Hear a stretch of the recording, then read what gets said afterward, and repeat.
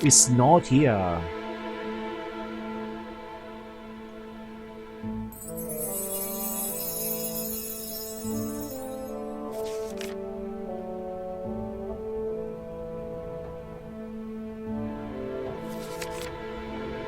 Maybe it has a different name. So, yeah, I want to go through all of this and all the pages.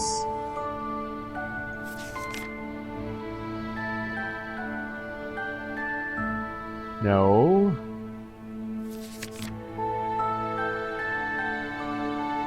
Oh, I look for Merlin. M. Merlin. No.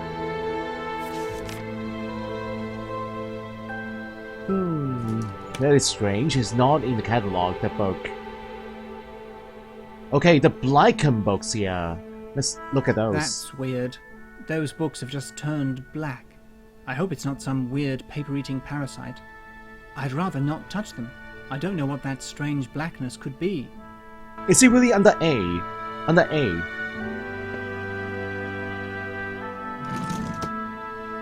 Under A. Is it here? Ah! Wow! Arthur and the Knights of Round Table without the king. Okay, thank you. Thank you, James. Perfect.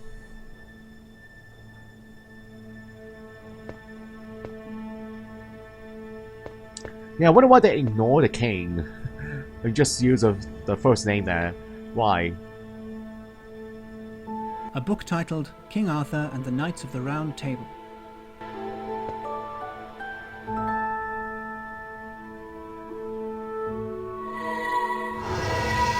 Whoa! I'm inside the book. I went inside the book. Hey, what's going on? This is impossible. I've never had any serious cranial trauma. Well, I did fall out of that tree right on my head once as a child, but I doubt that could have caused me any permanent brain damage. Where am I? What kind of place is this? We are in the book. Where's my Swiss Army knife? Merlin! Are you Merlin? Your knife is where it usually is. In your pocket back in the real world. I guess that's what you'd call it. What lies before your eyes is just as real. You'll figure it out soon enough. Excuse me? What am I supposed to figure out? Ah, you must be the new Guardian. How do you do? Pleased to meet you. My name is Alfred. I'm the new librarian, and I don't know why everyone's calling me Guardian today. Where am I? How did I get here? And who are you? I fear I know the answer, but saying it out loud would make me seriously question my own sanity. My name is Merlin. Welcome to my humble abode. There we go. Just as I feared. Completely demented. Oh, do not worry. You are not insane. You new generation Guardians all react the same way.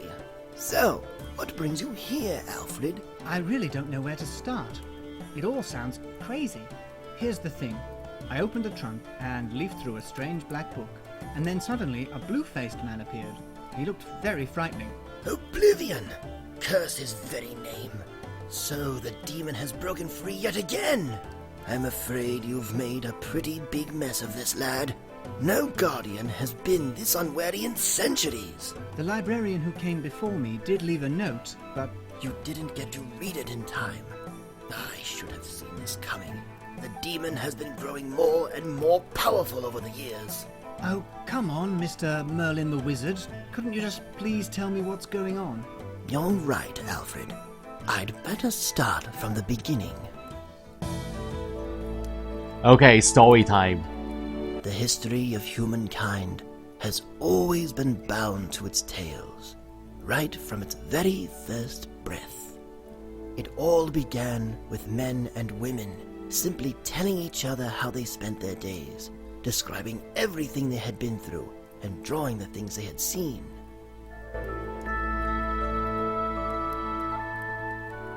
Then came the first myths, along with their heroes and heroines. Tales started getting more and more complex, and began to bear deeper and deeper meanings.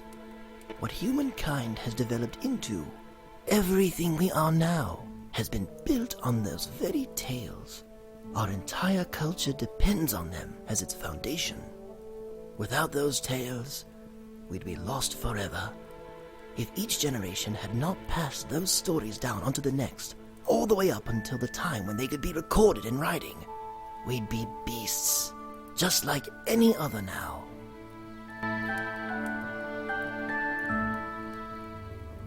However, there were not only the good civilization-building tales in this world.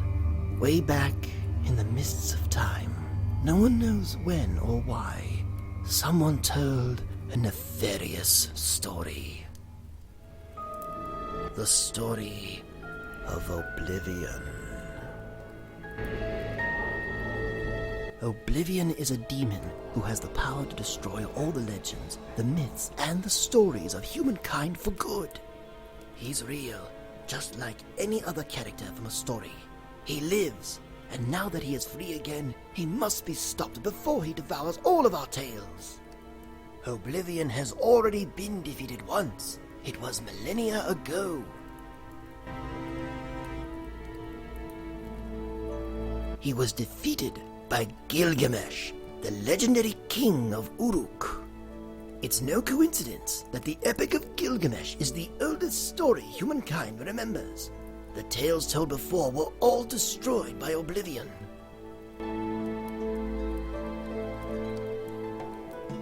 Once defeated, the demon was banished into a black book by an ancient spell. The library you've just become guardian of is unlike any other. The books on its shelves are alive. They hold and protect the essence of all the tales and legends told by humankind. The Black Book of Oblivion, which is stored there as well, cannot be destroyed by anyone but Oblivion himself, the Tale Wrecker. The Guardian is there to preserve those tales and to prevent Oblivion from breaking free again. So I've caused an irreparable disaster. Nothing quite so catastrophic. Oblivion has escaped many times before, but luckily the Guardian has always been able to find a way to defeat him and to banish him to the Black Book once again. Listen, Mr. Merlin the Wizard, I don't think I'm the right person for the job. I stumbled upon the Help Wanted ad by accident, and I just thought it would be an easy job. Had I known what it was really about, I never would have taken it. This is as it has always been. The Guardians have always become so by chance. They are chosen by fate itself. And, even in your case, I'm sure it has made the right choice. Can't you take matters into your own hands? Aren't you a wizard or something? I cannot. I exist only here in my book. I'm merely a character, bound to my story, but you can read each story and move freely from book to book until you find and destroy Oblivion. But how can I defeat him? You'll have to ask for the help of the one who's already stopped him once, Gilgamesh. Read his tale, look for him, and persuade him to fight against Oblivion once more. Hurry now, waste no time. Oblivion is already on the move. The books he destroys gradually turn black and then fade away. You must save our tales! As much as I'd like to hurry up, I don't know how to get out of here. Oh, you're right. Now, how careless of me. Pick up that bell resting on the table. Ring it whenever you want to leave a book, including this one.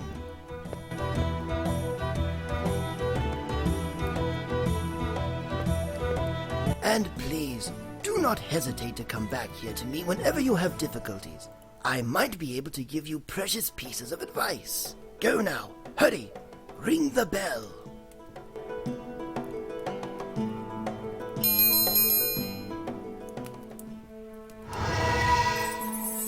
Aha, we're out of here. Back to the library, guys. This is insane. No one's going to believe me. In fact, I can hardly believe it myself. All I was looking for was a cushy job, and look what a mess I found myself in. You found yourself one exciting job. Yeah, come on, appreciate that. Okay, so we're supposed to look for Gilgamesh, guys. Where do we start?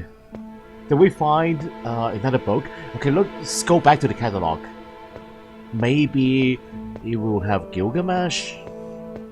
So he's supposed to be hero, and he can banish the evil, the devil.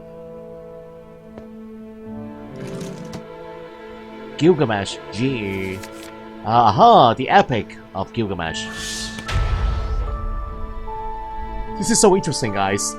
Traveling in between books. So interesting. Hey Ryan, this is Tales. One word, Tales.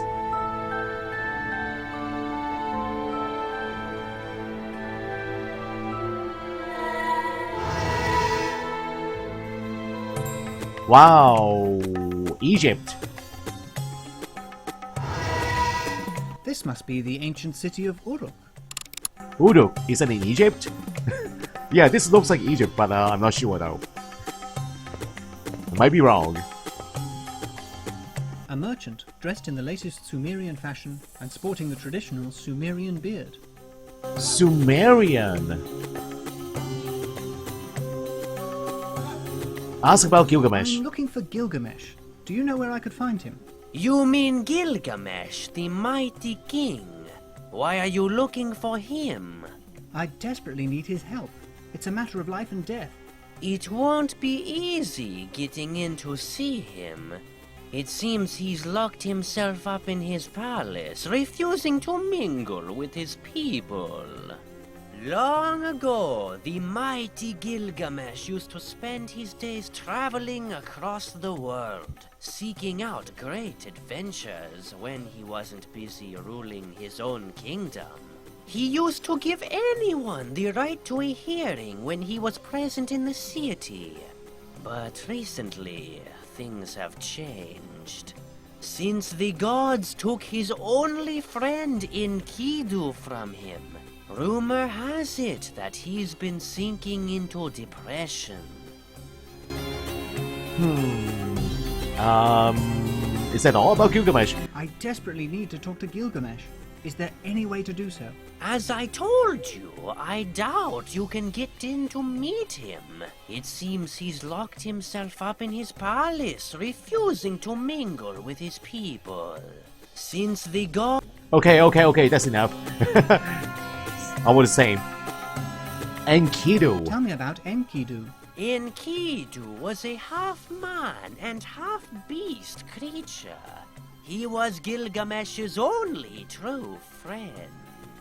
But there was a time when they were not friends. Gilgamesh has always been a great man. The echoes of his heroic deeds can still be heard in every corner of the earth. The gods, fearing that Gilgamesh might become more powerful than themselves, forged Enkidu out of the darkness of the forests. Enkidu was fated to kill Gilgamesh and to become king of Uruk. At least, that's what the gods had in mind. He challenged Gilgamesh. They fought for a whole day, from one dawn till the next. But no one succeeded in overcoming the other. Gilgamesh, who could not succeed in beating his enemy despite his legendary strength, was awed by Enkidu's prowess, and they became loyal friends. They'd been inseparable ever since. They journeyed to the farthest lands of the earth, completing amazing quests. Then the gods, who had failed in trying to kill Gilgamesh, came up with a different plan to punish him. Enkidu fell ill and died soon after. Gilgamesh finally knew true pain. As I told you, Gilgamesh has been living locked up in his palace ever since. Some say he's gone mad. Here ends the sad story of the true friendship between Gilgamesh and Enkidu. Wow, I'm surprised you remember all that. Very long story there. What do you sell here? I sell jars filled with fine olive oil, delicious wine, And and nothing else. Nope. he must be hiding something from me, but I'd better not act too pushy. Okay, so how much are you asking for? I do want a bottle of olive oil, guys. It's been great chatting with you. See you around. See you, stranger. Yeah, as you all know, olive oil is pretty important in games. We need olive oil to remove rust. So yes, it will come in very handy.